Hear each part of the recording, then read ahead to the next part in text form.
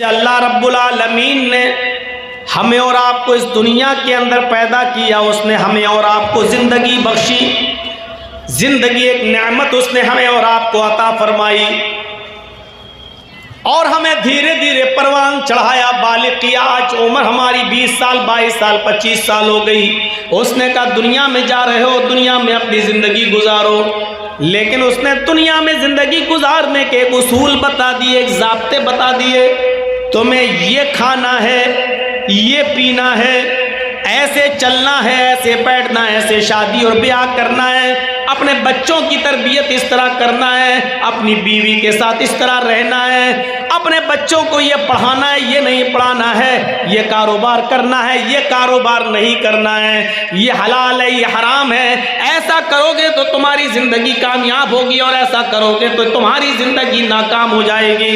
उसने ज़िंदगी गुजारने के उसूल ज़ाब्ते उसने हमें और आपको दे दिए कुरान करीम की शक्ल में, और उस ज़िंदगी को गुजारने के उसूल ज़ाब्ते बताने के लिए एक बेहतरीन टीचर उसने हमें और आपको दिया, जनाब मोहम्मद रसूलुल्लाह सल्लल्लाहु अलैहि वसल्लम की शक्ल में। अब इस टीचर के मुताबिक, इस टीचर के बताए हुए तरीके के मुताबिक अगर आप पढ़ोगे और सीखोगे तो अपनी ज़िंदगी को कामयाब बनाओगे।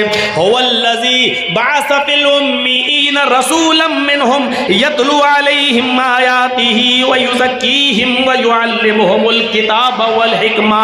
अल्लाह तो वो है कि जिसने तुम्हें अता फरमाया बअस फिल उम्मीयीन रसूलन मिनहुम, उम्मियों के अंदर से एक रसूल उन्हीं में से निकाल कर तुम्हारे अंदर भेजा। उसने तुम्हें एक नबी दिया। वो नबी क्या करता है? यतलू अलैहिम आयाती, कुरान की तिलावत करता है, व युज़क्कीहिम, और उनको गुनाहों की दलदल से पाक व साफ करता है, निकालता है, व युअल्लिमुहुमुल किताब वल हिकमा, और कुरान व हदीस का दर्स देता है, कुरान व हदीस सिखलाता है। ये ज़िंदगी उसने दी है तो ज़िंदगी गुजारने के तरीके भी बताए हैं और ज़िंदगी गुजारने के उसूल भी सिखाए हैं, और वो किताब है कुरान, और वो मुअल्लिम है, वो टीचर है मोहम्मद रसूलुल्लाह। अब हर आदमी गौर करे, अगर उसने ज़िंदगी जो हमारी और आपकी है, अगर इस ज़िंदगी को ज़िंदगी देने वाले के उसूल पर और उसके बताए हुए तरीक़े पर अगर हम गुजार रहे हैं तब तो हमारी ज़िंदगी कामयाब है। और अगर हमने उसके बताए हुए उसूल पर अगर हमने ज़िंदगी नहीं गुजारी तो जिस तरीक़े से बंदूक हमारी होने के बावजूद हमारी जान जा सकती है, स्विफ्ट और फॉर्च्यूनर गाड़ी हमारी होने के बावजूद चलाना नहीं जानते, हमारे लिए वबाल जान बन सकती है। उसी तरीके से अगर हमने सिखाने वाले रब्बुल आलमीन की मर्ज़ी के मुताबिक अगर ज़िंदगी नहीं गुजारी तो यही ज़िंदगी हमारे लिए बाइस अज़ाब जहन्नम बन सकती है, हमारे लिए गुनाह बन सकती है, हमारे लिए मुसीबत बन सकती है। अब आप समझ गए होंगे इस मिसाल से बहुत अच्छी तरीके से।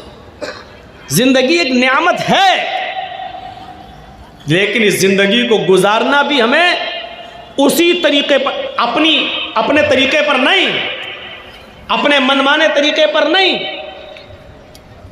अब जलसा है, इजलास है, इसका एक तरीका बताया है अल्लाह के नबी सल्लल्लाहु अलैहि वसल्लम ने, और सहाबा का मामूल ये था कि जब नबी अकरम सल्लल्लाहु अलैहि वसल्लम कोई दीनी बात बताया करते थे तो सहाबा किराम अपने सरों पर बैठी हुई मक्खी भी नहीं उड़ाया करते थे। ये उस टीचर ने हमें बताया है। आप छोटे छोटे बच्चों को देखेंगे जो नर्सरी और LKG और UKG में पढ़ते हैं, स्कूल में जाते हैं, उनको भी क्लास में हर वक्त खाने और पीने की इजाज़त नहीं दी जाती है, बल्कि 1.5-2 घंटा पढ़ने के बाद ब्रेक लंच होता, ब्रेकफास्ट लंच, उसमें उनसे कहा जाता बच्चों अब अपना टिफ़िन खोलो और खाओ। उन बच्चों के लिए भी स्कूल का मैनेजमेंट और स्कूल का डिपार्टमेंट उन छोटे छोटे बच्चों को भी हर वक्त खाने और पीने की इजाज़त नहीं देता। ये इतने बड़े बड़े ऊँट यहाँ आए हुए हैं, जलसे में बैठे हैं, यहीं पर मूंगफली भी चबा रहे हैं, यहीं पर चने भी चबा रहे हैं। ये है जलसों का मिजाज, ये है उस मुअल्लिम इंसानियत की दी हुई ट्रेनिंग का एक हिस्सा जो इतने बड़े बड़े सांड जलसे में बैठे हुए हैं। इनको इतनी तमीज़ नहीं कि कुरान और हदीस जहाँ सुनाया जा रहा है वहाँ क्या खाना चाहिए, कब खाना चाहिए और कब नहीं खाना चाहिए, ये सब सुनना पड़ेगा तुम्हें। और हिम्मत तो देखो कि मेरे सामने खा रहे हैं, मेरे सामने मुंह चल रहे हैं, मेरे सामने ज़बानें चल रही हैं। उन छोटे छोटे बच्चों को मामूली स्कूल का मैनेजमेंट 4 साल और 3 साल के बच्चे को भी हर वक्त खाने की इजाज़त नहीं देता। क्यों? उनको उसूल सिखाया जाता है, शुरू से ट्रेनिंग दी जाती है। ये 25-50 साल के बुढ़े भी अपना मुंह चबा रहे हैं। ये है ट्रेनिंग यहाँ की, ये सीखा है हमने इतनी उम्र में। 20 साल से तो मौलाना जर्जीस तकरीरें कर रहे हैं। जर्जीस साहब की तकरीरों का ये असर हुआ है, ये सीख पाई है आज हमारी कौम, ये सीख पाई है आज हमारी बरादरी, ये सीख पाया है आज हमारा इस्लामी मैनेजमेंट। आप अंदाज़ा लगा सकते हैं। अब थोड़ी देर के बाद उठेंगे, किसी को पेशाब लगेगा, कोई आगे बैठेगा तो डिस्टर्ब करके उठेगा। एक छोटा सा बच्चा भी अगर जाता है तो एक उंगली से इशारा करता है, मैम वॉशरूम। तमीज़ देखिए। मैं जानता हूं कि मैं तकरीर कर रहा हूं, आप मुझसे नहीं कह सकते हो एक उंगली 2 उंगली, लेकिन वो बच्चा है जो बर्दाश्त नहीं कर सकता, इसलिए उसको टीचर इजाज़त देती है कि जाओ बेटा। लेकिन वही बच्चा जब 8 और 10 साल का होता है, 15 साल का होता है, तो उसको इजाज़त नहीं मिलती। घंटी बैल पूरी हो, ये टीचर जब पढ़ाकर अपनी घंटी ख़त्म करे उसके बाद आप जाना, उस बच्चे को रोकना पड़ता है। लेकिन यहाँ कोई सिस्टम नहीं है, आए बैठे, जब दिल चाहा उठे और चले गए, और जब मर्जी आई आए और जब मर्जी चाहिए हम चले गए। ये दीन जो हमारे लिए सब कुछ सिखाता था, लेकिन आज हम इतना भी नहीं सीख पाए। ये है जलसों के उसूल और जलसों के ज़ाब्ते। हमारे नबी फरमाते हैं, अगर जुमे के खुतबे में कोई आदमी दौरान खुतबा मस्जिद के अंदर अगर कोई आदमी बोल रहा हो और अपनी ज़बान चला रहा हो, किसी से बात कर रहा हो, और आप देख रहे हैं कि ये आदमी बोल रहा है, तो इसके बावजूद आप उससे ये नहीं कह सकते हो चुप।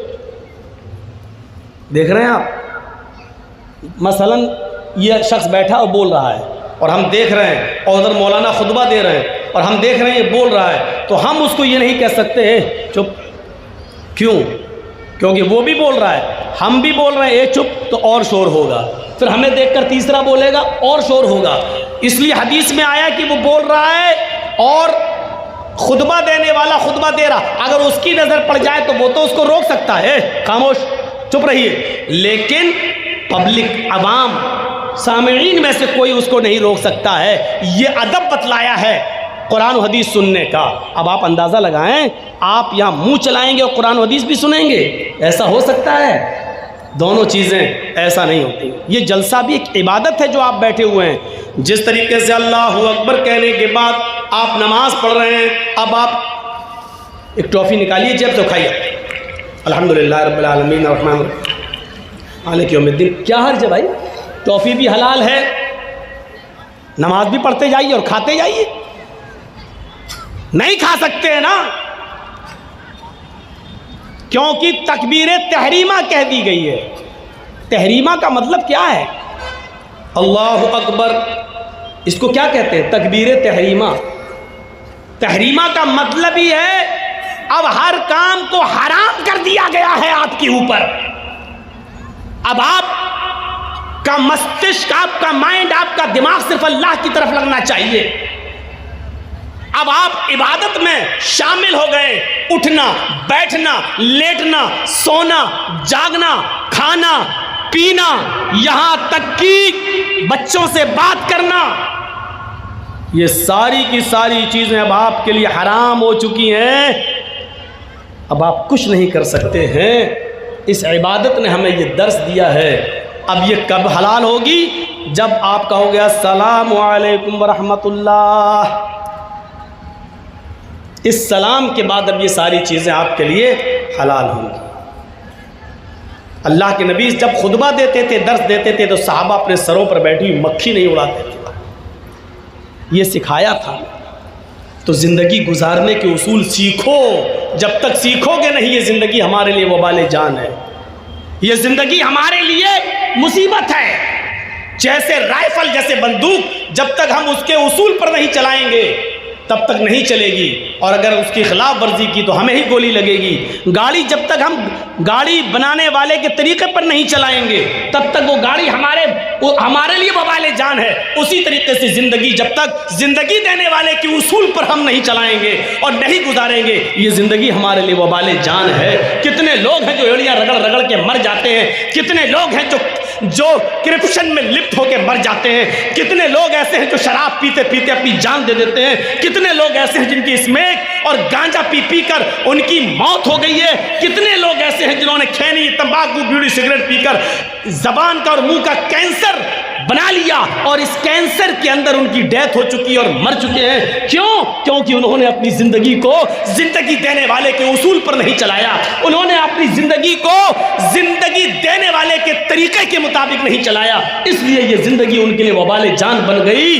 अब कब्र में गए तो हिसाब व किताब, बुरे आदमी निकले तो रूह सिज्जीन के अंदर जो 7वें जमीन के नीचे ठिकाना है, और फिर कब्र के अंदर कब्र का दबोचना, कब्र के अंदर कब्र का दबाना मेरे भाइयों, और कयामत तक उसको यही सजा दिया जाना, और फिर कयामत के दिन हिसाब व किताब होना, और फिर हिसाब व किताब के बाद जहन्नम में ढकेल दिया जाना और फेंक दिया जाना। ये तसव्वुर करो, ये बहुत आसान है जिस जिंदगी में हम रह रहे हैं, लेकिन उस जिंदगी के बारे में सोचो जो मरने के बाद शुरू होगी।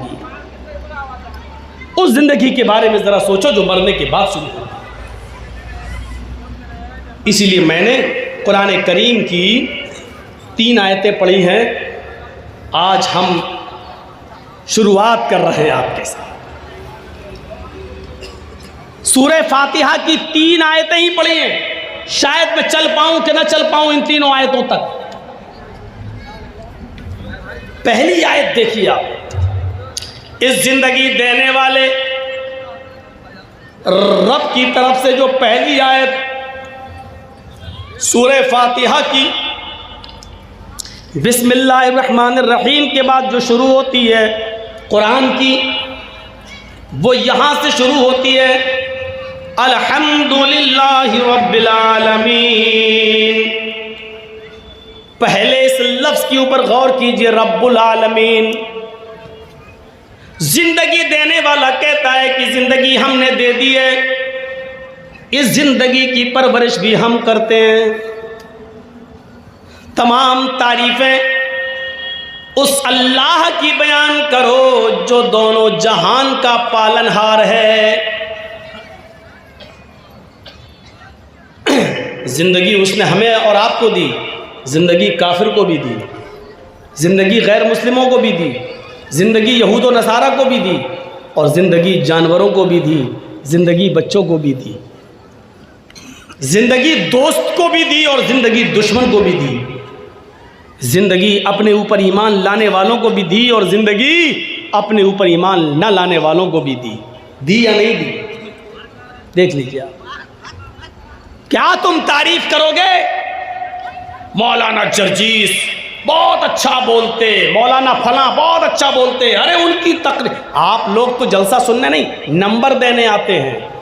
ये पहला जलसे में ये पहला स्टेज ऐसा होता है जहां मौलवियों का फैसला पब्लिक करती है, जहां कुरान और हदीस न जानने वाले लोग नंबर देते हैं कि पहले नंबर पे कौन से मौलाना अच्छे रहे, दूसरे नंबर पे कौन से अच्छे रहे, तीसरे नंबर पे किसकी तकरीर अच्छी हुई। ये पहला एक ऐसा मंच और पहला एक ऐसा स्टेज होता है जहां हम जैसे मौलवियों का फैसला अनपढ़ और जाहिल अवाम करती है कि पहला नंबर किसका, दूसरा नंबर किसका, तीसरा नंबर किसका। एक अखाड़ा बना हुआ है, ये एक दंगल बना हुआ है, जलसा। मौलवियों की तकरीर के फैसले आप करोगे, उलमा के जलसों के फैसले आप करोगे कि पहले नंबर पे अच्छा कौन बोला, दूसरे नंबर पे अच्छा कौन, हाँ वो सबसे अच्छी तकरीर उनकी रही, उसके बाद उसकी रही, उसके बाद उसकी रही, आप नंबर देंगे? कुरान और हदीस को नंबर दिए जाएंगे? जरा सोचिए आप, क्या तारीफ करोगे? तारीफ तो उस रब की है। अल्हम्दुलिल्लाही, तमाम तारीफें अल्लाह के लिए हैं। किस अल्लाह के लिए? रब्बिल आलमीन, जो रब्बुल आलमीन है। उसने ये नहीं कहा कि हम रब्बुल मुस्लिमीन है, सिर्फ मुसलमानों को पालते हैं, ये नहीं कहा। उसने ये नहीं कहा रब्बुल मुत्तकीन है, हम सिर्फ मुत्तकियों को पालते हैं, जो हमसे डरेगा हम उसको रोजी देंगे, नहीं। उसने ये भी नहीं कहा वो रब्बुल आलमीन है, रब्बुल इंस भी है, रब्बुल जिन भी है। वो जिस तरह मुसलमानों को खिलाने और पिलाने वाला है, उसी तरीके से गैर मुस्लिमों को भी खिलाता और पिलाता है। जिस तरीके से हमें और आपको रोजी और रोटी देता है, उसी तरीके से वो यहूद और नसारा को भी रोजी और रोटी देता है। जिस तरीके से वो हमें आसमान से बारिश देता है, उसी तरीके से वो गैर मुस्लिमों को भी देता है। वो रब्बुल इंस भी है, वो रब्बुल जिन भी है, वो रब्बुल जमादात भी है। ये पेड़ पौधे, इनको भी धीरे धीरे बड़ा करता है, इनको भी पालता है वो। वरना आपने तो एक दाना जमीन में डाला था बस, और क्या किया था? सिर्फ उस दाने को डालने के बाद आप तो अलग हट गए। उस आम की गुठली को, उस आम के बीज को आम के फलों तक पहुंचाने वाला, और इस आम के पेड़ की भी नशो नुमा करने वाला, और इस आम के गुठली और बीज को भी आम का दरख्त बनाने वाला वही रब्बुल आलमीन तो है। इसलिए वो रब्बुल जमादात भी है, रब्बुल नबातात भी, रब्बे नबातात भी है। वो अनाज को भी पैदा करता है, पेड़ और पौधों को भी परवान चढ़ाता है। वो रब्बे जमादात भी है। जमादात का मतलब एक छोटे से टीले को पहाड़ बनाने वाला भी वही है। इनकी भी वो परवरिश कर रहा है। अगर जमीन से कोयला ना निकले, जमीन से पेट्रोल ना निकले, जमीन से खजाने ना निकले, तो आप बताइए क्या करेंगे? सिर्फ एक चीज सोच लो, अगर अल्लाह ने जमीन ना बनाई होती, मुझे बताओ कि हम आज कहां होते? क्या हैसियत थी हमारी?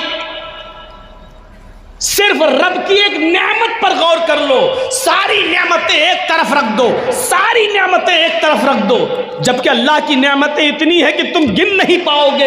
इन तउद्दू नेमत अल्लाहि ला तुहसूहा। मेरे बंदो, मेरी नेमतों को, मेरी कृपाओं को, मेरे इनामात को, मेरे तहाइफ को, मेरे गिफ्ट्स को अगर तुम गिनना चाहो तो गिन नहीं सकते।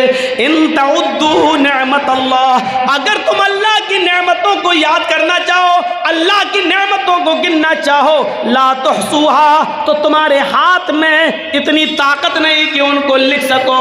तुम्हारे दिमाग में ऐसा कंप्यूटर फिट नहीं है जो उनको गिन सको। अल्लाह की नेमतें इतनी ज्यादा है कि तुम उनको गिन नहीं सकते, शुमार नहीं कर सकते। इतनी ज्यादा नेमतें, इन तमाम नेमतों को एक तरफ रख दो, सिर्फ एक नेमत जमीन को ले लो। जरा सोचो कि अगर अल्लाह ने जमीन ना बनाई होती तो क्या होता? जमीन ना होती तो आज मौलाना जर्जीस का स्टेज कहां लगता? जमीन ना होती तो आप कहां बैठते? जमीन ना होती तो अनाज, वो गल्ला जो हम और आप खाते और पीते हैं, वो कहां पैदा होता? जमीन ना होती तो पीने का पानी फिर आपको किस कुएं से और किस हैंड पाइप से मिलता? जमीन ना होती तो हमारी फैक्ट्रियां कहां होती? जमीन ना होती तो सफर करने के लिए फिर बस स्टॉप कहां होते? रेलवे स्टेशन कहां होती? एयरपोर्ट कहां होते?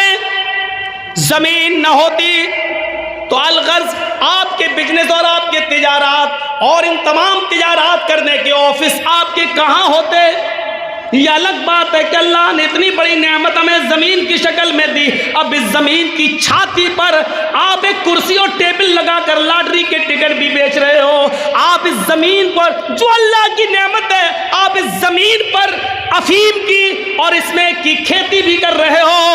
इस जमीन के ऊपर आप चरस और गांजा भी बो रहे हो। आप ब्राउन शुगर की खेती भी कर रहे हो। इस जमीन के ऊपर शराब के अड्डे भी आप खोल रहे हो। जो अल्लाह इस जमीन को हमवार कर सकता है, हमारे फायदे के लिए बना सकता है, इस जमीन की छाती पर ये गुनाहों के अड्डे खोलने वालों, कारून के खजाने की तरह, और कारून के साथ कारून की तरह तुम्हें भी धसाने पर वो कादिर है। जिस तरह कारून को उसके खजाने के साथ जमीन के अंदर धसा दिया, जरा शराब के अड्डे खोलते हुए, लॉटरियों की टिकट बेचते हुए, हराम कारोबार के लिए अफीम और चर्च की खेती करने से पहले जरा सोचो कि अल्लाह रब्बुल आलमीन का एक हुक्म हुआ, जमीन अगर फट गई या जलजला आ गया तो हमारी हैसियत क्या है, हम कहाँ होंगे।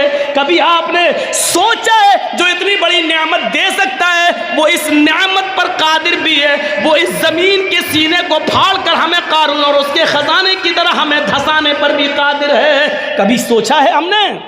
इसलिए हमेशा याद रखो, अल्लाह ने जब अगर ये नेमत दी है तो इस नेमत का इस्तेमाल भी वैसे ही करो जैसे उसने बताया है। ऐसा हो सकता है मियां और बीवी मिले, हमल ठहरा, पानी के उस कतरे से फिर अलका बना, फिर मुज़गा बना, जमा हुआ खून बना, फिर गोश्त का लोथड़ा बना, फिर गोश्त के लोथड़े में हड्डी बनी, फिर उन हड्डियों के अंदर गोश्त डाला गया, फिर उंगलियां बनी, पोर बने, धड़कने वाला दिल बना, घुटना बनाए, पंजे बने, उंगलियां बनी, नाखून बने,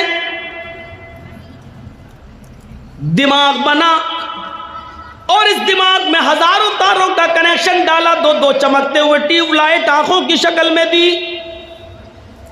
और ये सब कुछ देने के बाद 9 महीने के बाद बिल्कुल होशियारी के साथ एक तंग जगह से 2 किलो, 2.5 किलो और 3 किलो की बच्चे की शक्ल में मां के पेट से ये बच्चा जब बाहर आता है तो जो अल्लाह इस 2.5 किलो के इस बच्चे को, जो अभी सोचने के लिए दिमाग काम नहीं कर रहा है, दिमाग लेकर आया है, लेकिन अभी इतनी अकल नहीं है, देखता है लेकिन अभी पहचानता नहीं है कि कौन माँ है, कौन बाप है, कौन भाई है, कौन बहन है। अभी भूख लगती है तो अंगूठों को मुंह में रख लेता है। जो अल्लाह इस मिजाज से और इस माहौल से बच्चे को माँ के पेट से निकालता है और खैरियत के साथ वो इस दुनिया में लाता है, तो क्या उस रब ने इस इंसान के बड़े हो जाने के बाद इसको जिंदगी कैसे गुजारी जाए, इबादत कैसे की जाए, अच्छे काम कैसे किए जाएं और बुरे काम कैसे न किए जाएं, उसे रोका जाए, तो क्या उस अल्लाह ने उसके लिए कोई इंतजाम नहीं किया होगा? जिस रब ने इस छोटे से बच्चे के लिए हवा का और पानी का और ग़िज़ा का इंतजाम माँ के पेट में किया है, और फिर उस उसूल और ज़ाब्ते से बाहर निकलने के बाद क्या वो अल्लाह उसको 15, 20 साल, 25 साल का हो जाने के बाद उसको बेयारो मददगार छोड़ देगा कि अब तुम अपनी मर्जी के मुताबिक जिंदगी गुजारो? ऐसा कैसे हो सकता है मेरे भाइयों? उस रब के उसूल के मुताबिक जिंदगी गुजारने के लिए उसने गाइडलाइन बनाई, और उसी को हम रिसालत कहते हैं, उसी को हम नबूवत कहते हैं। उसने रसूलों का सिलसिला चलाया, उसने नबियों का और पैगंबरों का सिलसिला चलाया। वलक़द बाअसना फी कुल्लि उम्मतिन रसूलन, हमने हर उम्मत के अंदर, हर गिरोह के अंदर एक रसूल भेजा है, एक पैगंबर भेजा है, और उस पैगंबर ने, उस रसूल ने दुनिया में आने के बाद एक ही हुक्म दिया, अने अबुदुल्लाह, लोगों एक अल्लाह की इबादत करो, एक अल्लाह की रियाजत करो, अपनी पेशानी एक अल्लाह के सामने गुजारो। सुन लो, इतने बड़े माहौल से निकाल कर, माँ के पेट से निकाल कर 20 और 25 साल की उम्र तक तुझे पहुंचा दिया। इसमें किसी अजमेर वाले का हाथ नहीं है, बदायूं वाले का हाथ नहीं है, कछोचा वाले का हाथ नहीं है, फुलवारी शरीफ का कोई भी बाबा अभी तक तेरे कोई काम नहीं आया है। यहाँ तक पहुँचाने वाली ज़ात उसी अल्लाह की है। इसलिए इबादत के लायक भी सिर्फ वही है। ये पेशानी उसने सबसे ऊपर बनाई, ये माथा उसने सबसे ऊपर बनाया। इस माथे को सबसे ऊपर बनाने का मतलब यह है कि हमने तेरा सर, तेरे पेशानी, तेरा माथा, तेरी जबीन, तेरा ये पेशानी, ये माथा जो हमने सबसे ऊपर बनाया है। आए मेरे बंदे इसको सबसे ऊंची जात के सामने झुकाना, हर किसी के सामने नहीं। लिहाजा इस पेशानी को जब भी झुकाना तो एक रब के सामने झुकाना, एक अल्लाह के सामने झुकाना, एक रब्बुल आलमीन के सामने झुकाना। यहां से हम अंदाजा लगाएं कि वो इसके बावजूद वो सबको दे रहा है। रब्बुल आलमीन है, बारिश भी बरसाता है तो सबको देता है। हम और आप किसको खिलाएंगे? जर्जीत साहब के बेटे की शादी हो रही है, जर्जीत साहब लिस्ट बनाएंगे किस किस को बुलाया जाए। जो हमारे हमदर्द हैं, हमारे रिश्तेदार हैं, लिस्ट में नाम लिखेंगे, और जो हमारा विरोधी है उसका नाम सबसे पहले काट देगा, हट वो नहीं आएगा। जर्जीत साहब का विरोधी, जर्जीत साहब का मुखालिफ, जर्जीत साहब का दुश्मन जर्जीत साहब के दस्तरखान पर उनकी शादी में, उनके बेटे की शादी में नहीं आ सकता है। जर्जीत साहब ने अपना और परायापन दिखा दिया। ये दिखा दिया कि जर्जीत साहब के दस्तरखान पर जर्जीत के दोस्त ही आ सकते हैं, उसके रिश्तेदार ही आ सकते हैं, दूसरा नहीं। लेकिन उस रब की रुबूबियत को देखो, उस अल्लाह की उलूहियत को देखो, और उस अल्लाह की, उस रब की रुबूबियत को देखो। उसने जो अनाज पैदा किया है, उस अनाज को हिंदू भी खा सकता है, मुसलमान भी खा सकता है, उसको सिख और ईसाई भी खा सकता है, और पारसी भी खा सकता है। दुनिया में उसने जितने लोगों को पैदा किया सब उससे फायदा उठा सकते हैं। गौर करो, जो उसने खाना मूसा अलैहिस्सलाम को दिया तो फिरौन को भी उसने भूखा नहीं सोने दिया। अगर उसने इब्राहिम अलैहिस्सलाम को नेमतों से नवाजा तो नमरूद को भी उसने भूखा नहीं मरने दिया। मुहम्मदुर रसूलुल्लाह सल्लल्लाहु अलैहि वसल्लम पर अगर ग़िज़ाएं उतारी हैं तो नबी के दुश्मन अबू जहल और अबू लहब को भी उसने भूखा नहीं सुलाया है। कभी हमने गौर किया अल्लाह रब्बुल आलमीन के रब की रुबूबियत पर? हमें बहुत जल्दी ये आया था, ये मेरा है, ये फला का, ये मेरा दुश्मन है, हम उसको नहीं बुलाएंगे। लेकिन ज़रा तसव्वुर करो, एक बार हज़रत इब्राहीम अलैहिस्सलाम किसी मेहमान को ढूंढ रहे थे। ये इब्राहीम अलैहिस्सलाम का एक मामूल था, वो कभी खाना अकेले नहीं खाते थे, वो खाना कभी अकेले नहीं खाते थे, किसी न किसी को पकड़ कर लाते थे और अपने दस्तरखान पर बिठा के उसको खाना खिलाते थे। एक दिन कोई नहीं मिला तो एक मजूसी समझते हैं, आग का पुजारी, आग की इबादत करने वाला, पारसी समझ लो, पारसी, आग को अपना खुदा मानने वाला, आग की इबादत करने वाला मजूसी। वो बूढ़ा कहीं जा रहा था तो कहा बाबा भूखे हो? कहा हाँ, चलो खाना खा लो। बहुत अच्छा, आके बैठा दस्तरखान पर। इब्राहीम अलैहिस्सलाम ने खाना लगा दिया। उस बूढ़े ने जैसी खाने का लुकमा उठाया और मुंह तक ले जाना चाहा, उसने नाम लिया बिस्मिल्लाह, शुरू करता हूं आग के नाम से। आग ही को वो अपना रब मानता था, आग को ही वो अपना माबूद समझता था। तो उसने क्या कहा? बिस्मिल्लाह, मैं शुरू करता हूं आग के नाम से। इब्राहीम अलैहिस्सलाम ने हाथ पकड़ा, ए बुढ़े रख खाना रख। उसने रख दिया। क्या हुआ? कहा कि बिस्मिल्लाह बोलो, कहो कि शुरू करता हूं अल्लाह के नाम से। बुढ़ा बोला भैया मैं ये तो नहीं बोलूँगा, मेरा खुदा तो आग है, मैं तो आग के ही नाम से खाऊंगा। इब्राहीम अलैहिस्सलाम ने कहा ये खाना, ये नेमत मेरे रब ने दी है, इस पर मेरे रब का नाम लोगे? उसने कहा इब्राहीम भूखा मर जाना गवारा है, तेरे रब का नाम लेना गवारा नहीं। इब्राहीम अलैहिस्सलाम ने कहा उठ भाग।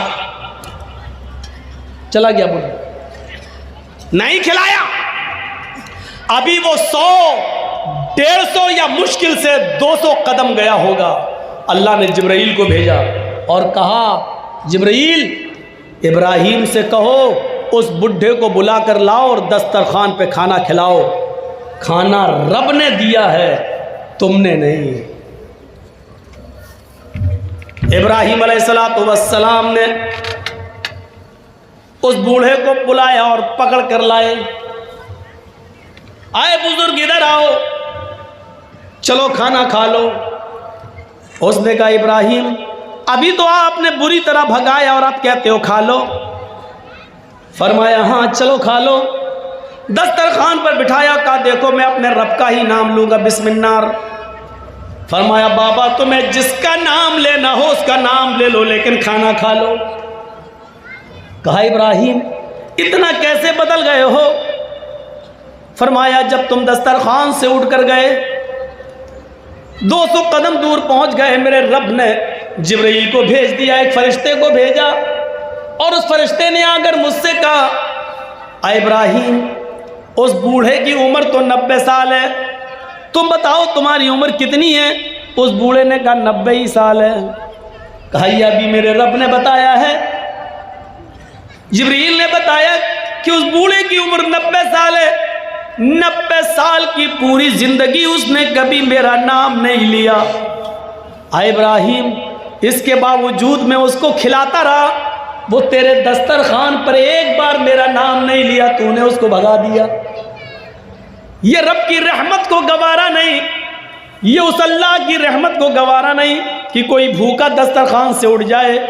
आए बाबा तुमने 90 साल से मेरे रब का नाम नहीं लिया, लेकिन फिर भी उसने तुम्हें खिलाया। आज भी उसने दस्तरखान से भूखा उठ जाना उसको गवारा नहीं हुआ। उसने मुझे बोला कि बुला कर लाओ और खिलाओ। उस बूढ़े के आंखों में आंसू आ गए और रोते हुए कहने लगा इब्राहिम अपना हाथ बढ़ाओ, पहले मेरा रिश्ता उस रब से जोड़ दो जो इतना मेहरबान है, जो 90 साल तक मुझे जिसका नाम नहीं लिया फिर भी खिलाता और पिलाता रहा। यहाँ तक कि आज भी उसने मुझे भूखा दस्तरखान से उठना गवारा नहीं किया है, और आज भी उसने आपके पास फरिश्ते को जिब्रील को भेजकर मुझे खाना खिलाने के लिए यहाँ भिजवाया है। इब्राहिम अब सबसे पहले मेरा रिश्ता उस रब से जोड़ दो, तभी हम बाद में खाना खाएंगे। उस बूढ़े ने उस रब से रिश्ता जोड़ा और उसके बाद खाना खाया। तो मेरे भाइयों, यह है रब्बुल आलमीन। वो ये नहीं देखता है कि मेरे दस्तरखान पर जो खा रहा वो मेरा दुश्मन है। यकीन मानिए, अगर अल्लाह ये समझने लगे कि ये मेरा दुश्मन है, तो यकीन मानिए फिर किसी काफिर को एक घूंट पानी भी पीने का मौका न दे।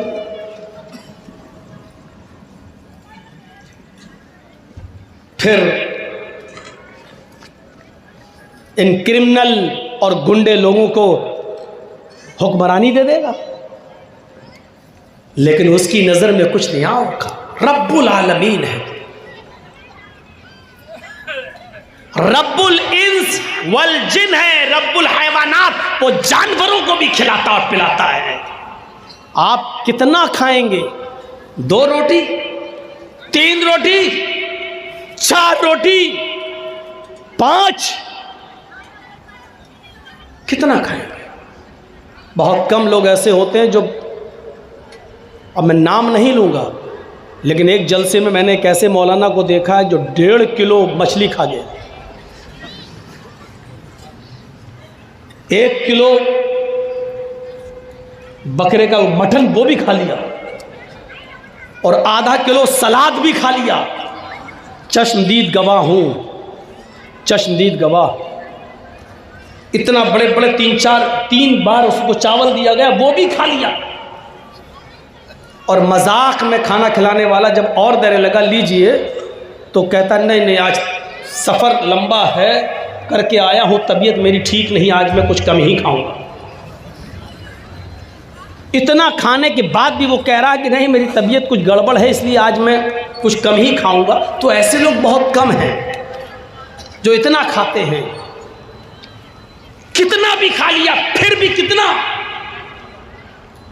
लेकिन मेरा रब तो वो है जो समंदर में चलने और टहलने वाली व्हील मछली, जो बड़े बड़े जहाज़ों को भी उलट देती है, बड़े बड़े जहाज़ों को भी पलट देती है, जो एक दिन में 40 टन गोश्त खाती है।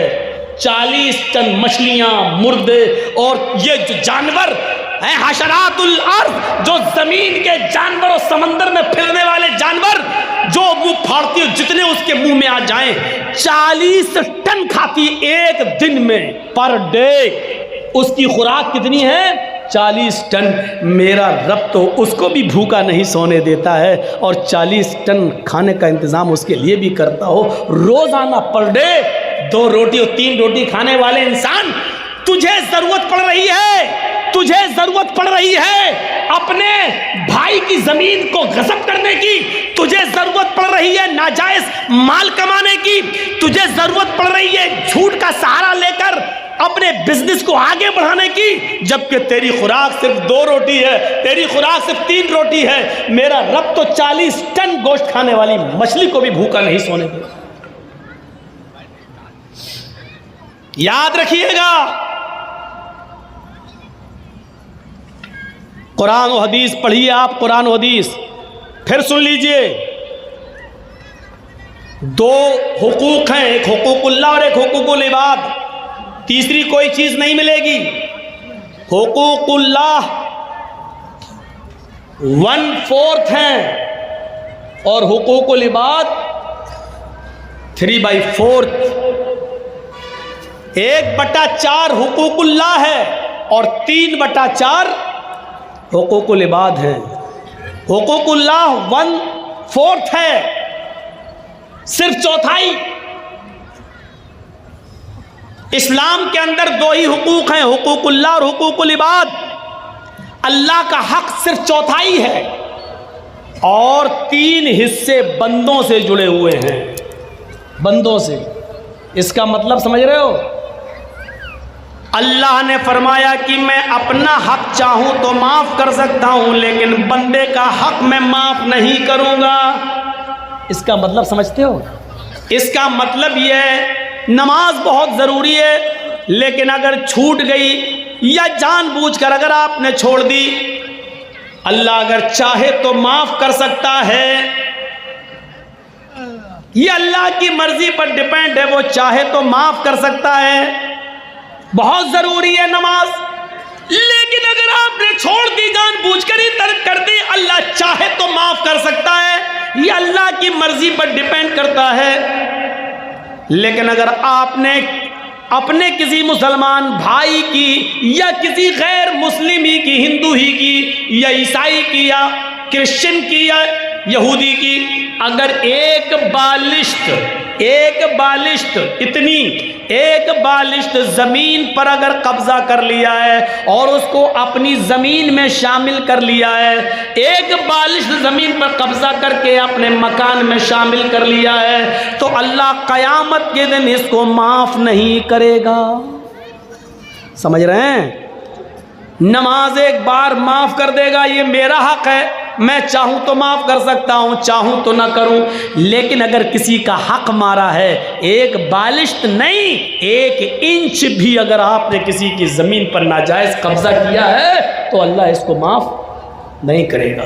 नमाज आपने छोड़ी तो अल्लाह माफ़ कर सकता है, लेकिन अगर आपने किसी को माँ की गाली दी, बहन की गाली दी, ये कबीरा गुनाह है, इसको अल्लाह माफ़ नहीं करेगा क़यामत के दिन, जब तक के दुनिया में आपको आपके भाई ने माफ़ न किया हो। तो जाओ बेटा, जाओ, ठीक है।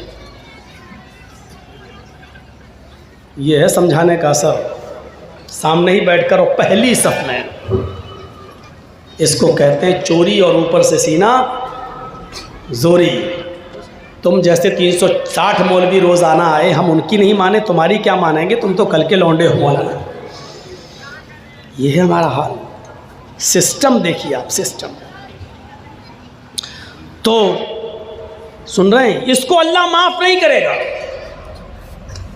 इसलिए हुकूकुल इबाद का ख्याल रखिए। जुल्म अल्लाह कभी माफ़ नहीं करता अगर आपने किसी पर किया, जब तक कि वो माफ़ ना करे। हाजी जब हज के मैदान में होता है और आसमान से फरिश्ता हज के दिन 9 तारीख को अरफा के मैदान में आकर कहता है, आए हाजियो, अपने गुनाहों की माफ़ी मांगने वालों, अपने गुनाहों से तौबा करने वालों, जाओ, आज अल्लाह ने तुम्हें गुनाहों से पाक व साफ कर दिया है। आज तुम गुनाहों से ऐसे ही पाक हो जैसे धोबी की भट्टी में कपड़े का मैल कुचैल साफ हो जाता है। जैसे कोई बच्चा अपनी माँ के पेट से पैदा होने के बाद गुनाहों से पाक व साफ होता है, जैसे वो गुनाहों से बिल्कुल पाक व साफ होता है, ऐसे अल्लाह ने तुम्हारे सारे गुनाहों को मिटा दिया, सारे गुनाहों को से तुम्हें पाक कर दिया। अय हाजियो, अपने मुल्क में जाने के बाद, अपनी बस्ती में जाने के बाद फिर से तुम अपने आप को सयाह मत कर लेना। जाओ, आज तुम्हारे ऊपर से गुनाह मिटा दिए गए हैं और तुम्हें पैदा होने वाले बच्चे की तरह कर दिया गया है, उस कपड़े की तरह कर दिया गया है जिसको धोबी की भट्टी में जाने के बाद उसका मैल और कुचैल साफ हो जाता है, गंदगी साफ हो जाती है, तो मैं कपड़े की तरह धुल दिया और साफ कर दिया है। जहां फरिश्ता ये ऐलान करके खुशखबरी सुनाता है कि अल्लाह ने तुम्हारे गुनाहों को ख़त्म कर दिया, मिटा दिया, ऐसे मौके पर भी अल्लाह उस हज के मैदान में भी उन लोगों के गुनाह नहीं मिटाता है जो किसी पर जुल्म करके हज करने आए हैं, या किसी की दुकान पर नाजायज़ कब्जा करके, या एक दो बालिश ज़मीन किसी की दाब कर उस पर जुल्म करके हज के मैदान में पहुंचे और हज करने आए। जब तक बंदा उसको माफ़ नहीं करेगा, अल्लाह भी माफ़ नहीं करेगा। अल्लाह हज के मैदान में भी उसको माफ़ नहीं करता। अपना हक माफ़ कर सकता है अल्लाह, लेकिन अगर आपने अल्लाह के बंदे का हक मारा है तो जर्जी साहब अपना हक माफ़ कर सकते हैं। इस आदमी की अगर आपने ज़मीन दाबी है या इस पर जुल्म किया है तो इसका जुल्म हम थोड़ी माफ़ कर देंगे। आपने जुल्म उसके ऊपर किया है, ये उसका हक है, वो चाहे तो माफ़ करे चाहे तो ना करे। जर्जी साहब अपना हक माफ़ कर सकते हैं, दूसरे का नहीं। अल्लाह कहता है कि मैं अपना हक चाहूँ तो माफ़ कर सकता हूँ, लेकिन मेरे बंदे का मारा है तो जब तक बंदा माफ़ नहीं करेगा हम माफ़ नहीं करेंगे। दुनिया में मामले साफ करिए, दुनिया में मामले साफ करिए। इसीलिए जनाजे की नमाज पढ़ने से पहले, पढ़ाने से पहले ये पूछ लेना चाहिए कि जिस आदमी का जनाजा मैं पढ़ाने जा रहा हूं उस मरने वाले पर किसी का कोई हक तो नहीं है। कौन पूछता है? आप अपने इलाके के मुल्ला और मौलवियों को बताइए कितने लोग हैं जो पूछते हैं इसके बिना जनाजा है ही नहीं। लेकिन बताइए कितने लोग पूछते हैं? कितनी बस्तियों में मैं जाता हूं, जनाजा सामने खड़ा, पढ़ा दिया, अल्लाहू अकबर, हो गई नमाज पढ़ा दी गई, उठाया जनाजा चला गया। लेकिन जनाजा पढ़ाने वाले की जिम्मेदारी है कि मय्यत का जनाजा पढ़ाने से पहले उसके रिश्तेदारों को सामने लाकर, उसके बेटे, उसकी औलाद को सामने लाकर पूछे कि मरने वाले पर किसी का कोई हक तो नहीं है। और जनाजे में सफ़े लग जाएं तो पूरी पब्लिक से पूछा जाए क्या मरने वाले का किसी के ऊपर कोई कर्ज तो नहीं था। अगर एक भी आदमी खड़ा होकर ये कह दे कि मरने वाला मेरा कर्जदार था, मरने से पहले उसने कर्जा लिया था और कर्जा दिए बगैर मर गया, तो फिर उसके ऊपर जनाजा नहीं पढ़ा जाएगा। सुन रहे हैं आप? फिर उस पर जनाजा नहीं पढ़ा जाएगा। फिर उसके घर का कोई आदमी खड़ा होकर, उसका बेटा या उसका भाई खड़े होकर ये कहेगा कि अपने बाप का कर्जा मैं अदा करूंगा। जब बेटा या घर का कोई वारिस ये कहे कि मैं इस मय्यत का कर्जा मैं अदा कर दूंगा, इतना इतना रुपया तुम्हारा कर्जा मैं दे दूंगा, जब इस बात की गारंटी जब कोई लेगा तब उसका जनाजा पढ़ा जाएगा। आप समझ रहे हैं कितना बड़ा मामला है ये बंदों का मामला। एक आदमी मर गया, दुनिया से चला गया, उसके साथ उसकी नेकियों का दरवाजा भी बंद हो गया, लेकिन इसके बावजूद मेरे भाई उसका जनाजा पढ़ाने से पहले पूछा जाएगा क्या इसके ऊपर किसी का कर्ज तो नहीं था, कोई मामला तो नहीं था। और अगर निकल गया तो उसका जनाजा नहीं पढ़ाया जाएगा जब तक कि उसके रिश्तेदार ये न कहें कि इसका कर्जा या इसका मामला मैं अदा कर दूंगा। मेरे प्यारे साथियों, ज़रा तसव्वुर कीजिए, नबी अकरम सल्लल्लाहु अलैहि वसल्लम का आखिरी वक्त है, इस दुनिया से जाने वाले हैं, इंतकाल में 2 या 3 दिन बाकी रह जाते हैं। आप फरमाते हैं लोगों अगर मेरा किसी के ऊपर कोई कर्ज हो तो वो आज ले ले, क़यामत के दिन मैं नहीं दे सकता। इंतकाल से 2-3 दिन पहले लोगों अगर मेरे ऊपर किसी का कर्ज हो तो वो 2-3 वो मुझसे ले ले। एक सहाबी उठते हैं और कहते हैं कि अल्लाह के नबी मेरे 3 दिरहम है आपके पास। अल्लाह के नबी सल्लल्लाहु अलैहि वसल्लम ने एक सहाबी को हुक्म दिया कि 3 दिरहम इसके अदा कर दिए जाए। उस सहाबी ने उसी वक्त उनके 3 दिरहम दे दिए। आपने फरमाया, लोगों, जब मेरी रूह कब्ज़ उनसुरी से परवाज हो जाए, जब मेरा इंतकाल हो जाए, तो मेरी नमाज जनाजा से पहले पूछ लेना किसी का कोई कर्ज तो नहीं है, किसी का कोई कर्ज तो नहीं है। अगर कोई मिलता है तो उसका कर्ज अदा कर दिया जाए, उसके बाद मेरा जनाजा पढ़ाया जाए और फिर मुझे कब्रिस्तान में दफन कर दिया जाए। मुझे गौर कीजिए मेरे भाइयों, ये वो हस्ती कह रही है जिसके लिए हम मकाम महमूद की दुआ करते हैं हर नमाज के, हर अज़ान के बाद। और इसका हाल ये हुआ कि अल्लाह के नबी सल्लल्लाहु अलैहि वसल्लम का जब इंतकाल हुआ तो पूछा गया, कोई कर्ज तो नहीं था? जवाब कहीं से नहीं मिला। सबसे पहले अबू बकर सिद्दीक ने आपकी नमाज जनाजा पढ़ी, फिर उमर फारूक ने नमाज जनाजा पढ़ी, फिर उस्मान गनी ने नमाज जनाजा पढ़ी, फिर हज़रत अली ने पढ़ी। मसला याद रखना, अल्लाह के रसूल की नमाज जनाजा जमात के साथ नहीं हुई, अल्लाह के नबी की नमाज जनाजा किसी ने नहीं पढ़ाई।